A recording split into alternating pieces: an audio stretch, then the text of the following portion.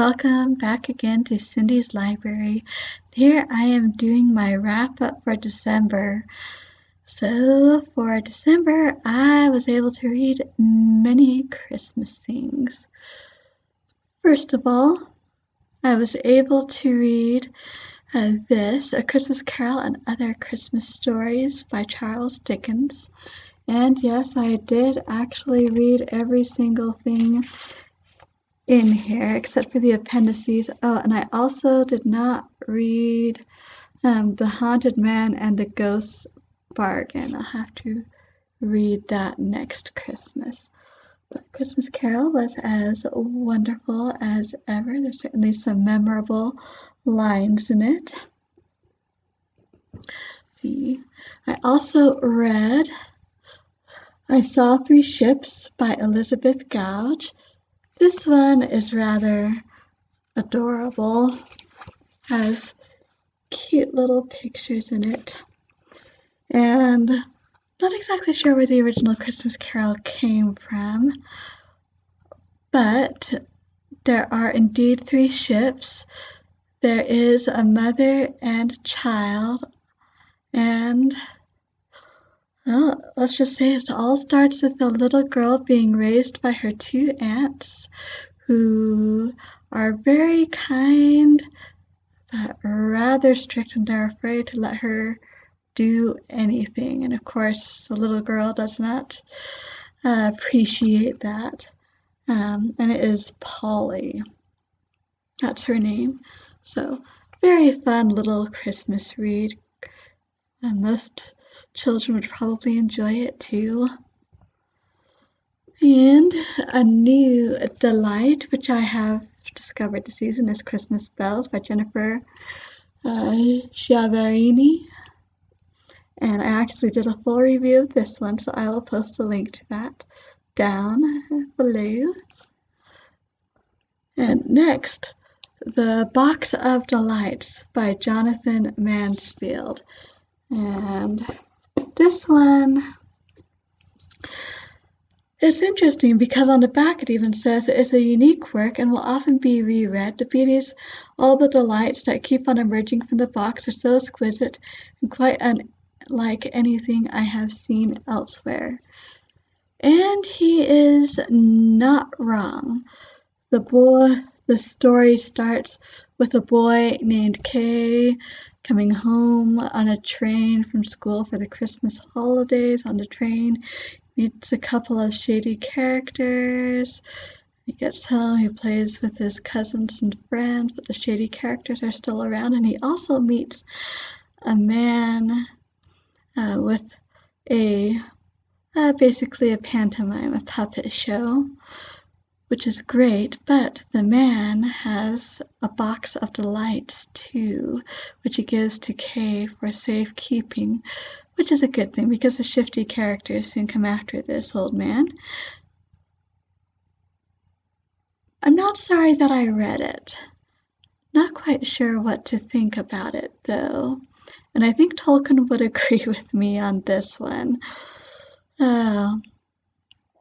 Part of his issues with the Chronicles of Narnia, well, there's some evidence that there's more going on there. That's another story. But part of the issues Tolkien may have had were throwing such a hodgepodge together. Norse dwarves with Greek fauns and Father Christmas and the White Witch from Andersen, and you get the idea.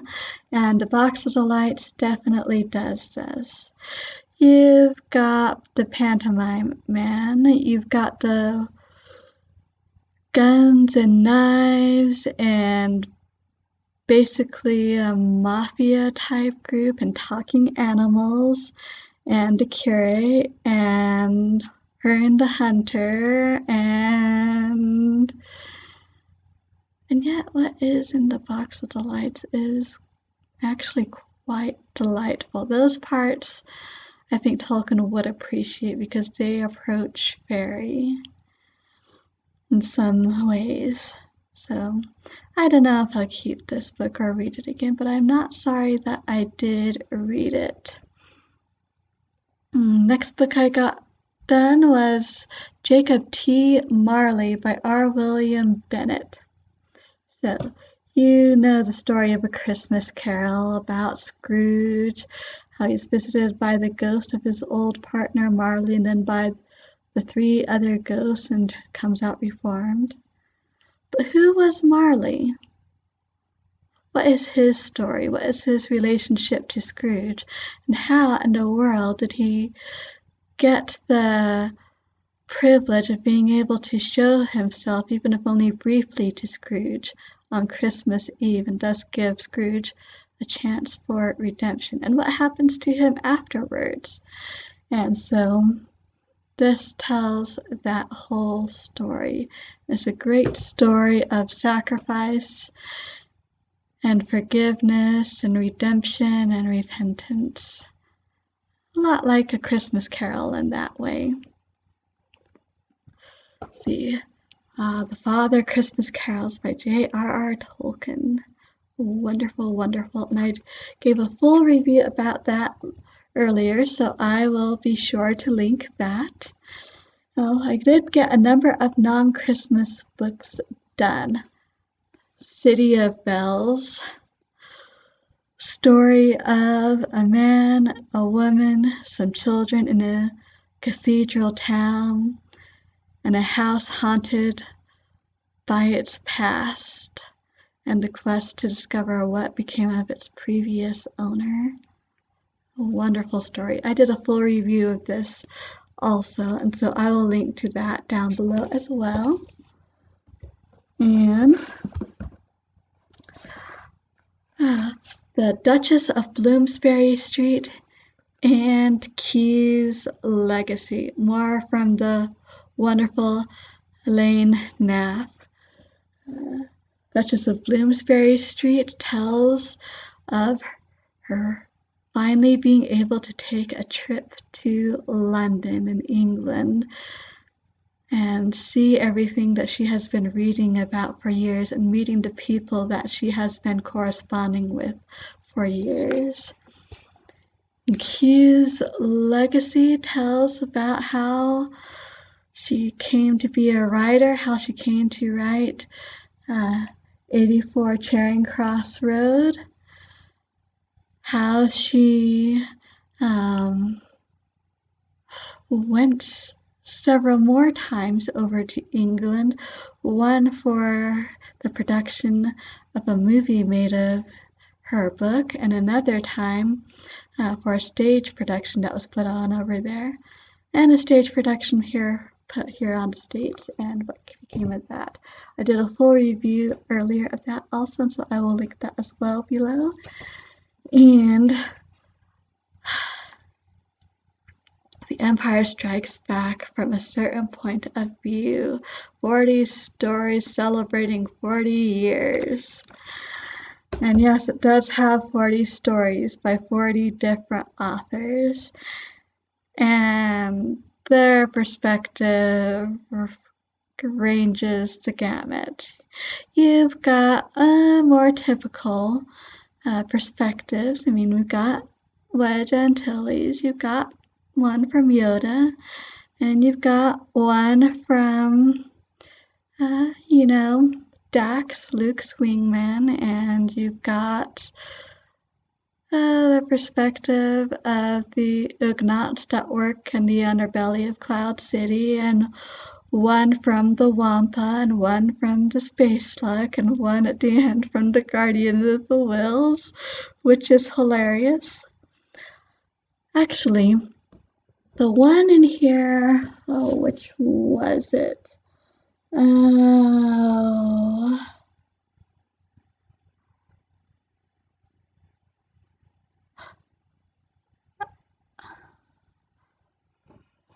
that is a good question.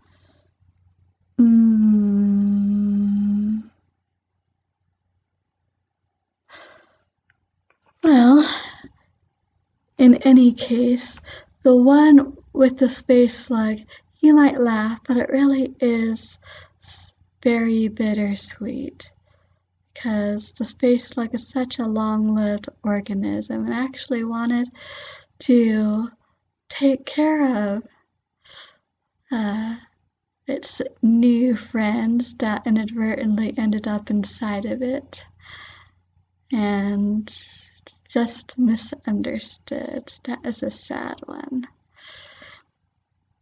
And let's see, a crazy one. The Man Who Built Cloud City. The reason why it is crazy is because it's about a crazy old man who thinks he is the king of Cloud City, and Lando Calrissian is his administrator, etc., etc. Doesn't work so well when stormtroopers are showing up. Let's just say that. Another amusing one.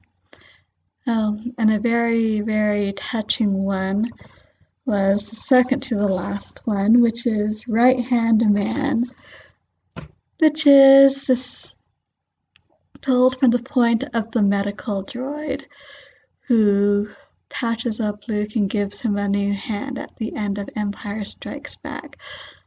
Rather touching and some good advice, I would say.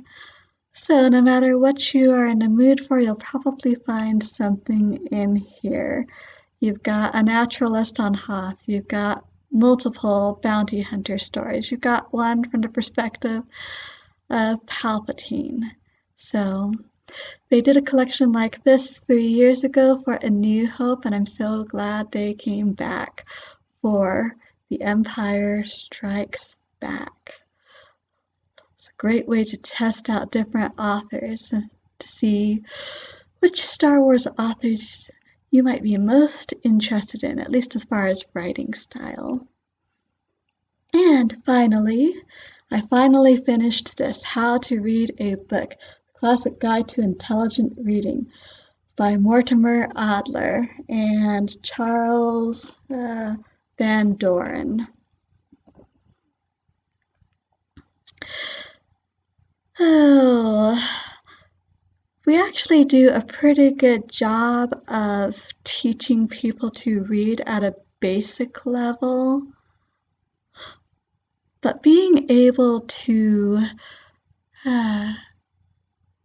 not just get the basic meanings of words, but being able to get behind the meanings that the author's trying to put down, be able to follow arguments and to make connections, that is a whole different level. And so I'm very glad I read this.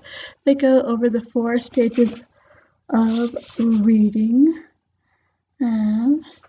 They spend a lot of time on different kinds of reading matter, which was interesting and helpful because, well,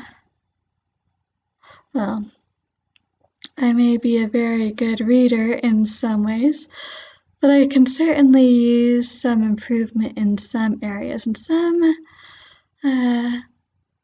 types of books I do not have that much experience with, like poetry.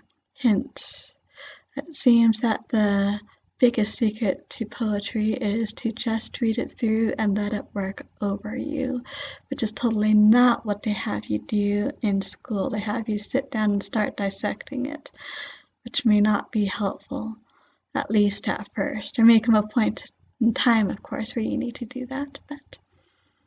And also scientific works. They don't need to be as scary as you think they need to be. And fiction, of course, has its own rules, which, well, fiction is fiction, and fiction is wonderful. And it was also interesting reading about synoptic reading. Is that what he calls it? No. Synoptical reading, yes. And that is more reading, not just more for an idea than a specific book. And so you would read multiple books in order to try and figure out the answer to your question, try and get a complete picture of whatever topic you are interested in. It doesn't necessarily work the same way as regular reading does.